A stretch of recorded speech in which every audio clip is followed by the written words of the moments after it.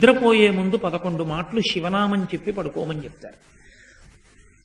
తెల్లవారి నిద్ర లేచేటప్పుడు మీరు పరమశివ భక్తులైనా సరే, మీ కులదేవత పార్వతీ పరమేశ్వరులైనా సరే, శివ అంటూ లేవడాన్ని శాస్త్రం అంగీకరించదు. శాస్త్రమే. శివుడు కేశవుడు రెండని నేను అంటలేదు, కానీ దేని స్థితి దాందే అంతే.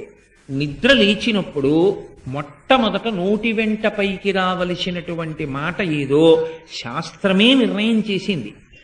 ఇంకా వేరొక మాట ఏదీ నోటి వెంట రాకూడదు. మొట్టమొదట తెలివి రాగానే రావలసిన మాట ఒక్కటే, అది 3 మార్లు పలికి లేవాలి మనసం మించింది.